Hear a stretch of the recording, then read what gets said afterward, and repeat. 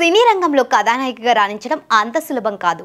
అవకాశాలతో పాటు విజయాలు కూడా ఉండాలి. కొంతమంది హీరోయిన్ చేసినవి తక్కువ సినిమాలైనా ఆ సినిమాలతో హిట్స్ అందుకొని స్టార్స్గా మారిపోతున్నారు. మరికొందరు మాత్రం తొలి చిత్రంతోనే హిట్స్ అందుకున్నప్పటికీ ఆ తర్వాత అదృష్టం మాత్రం కలిసి రావడం లేదట. అలాంటి హీరోయిన్లలో ఓ ముద్దుగుమ్మ ఉన్నారు. హిట్స్ ఫ్లాప్స్ అనే సంబంధం లేకుండా వరుస సినిమాలతో ప్రేక్షకులను అలరిస్తూ ఉంటుంది ఆ హీరోయిన్. కానీ ఆ అమ్మడుకు సరైన క్రేజ్ మాత్రం రావట్లేదట.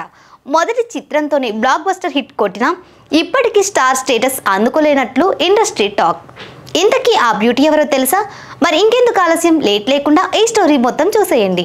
కెరీర్ తొలినాలలో వరుస ఆఫర్స్ అందుకున్న ఆ ముద్దుగుమ్మ మరెవరో కాదండి, తానే పాయల్ రాజ్పుత్. ఈ బ్యూటీ నటించిన సినిమాలు వరుసగా ఫ్లాప్ కావడంతో అవకాశాలు సైతం తగ్గిపోయినట్లు తెలుస్తోంది. తెలుగులో మొత్తం 12 సినిమాల్లో నటిస్తే కేవలం 2 మాత్రమే హిట్ అయ్యాయి.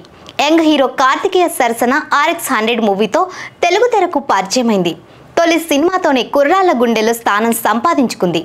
అజయ్ భూపతి దర్శకత్వం వహించిన ఈ సినిమా భారీ వసూలు రాబట్టిన విషయం తెలిసిందే.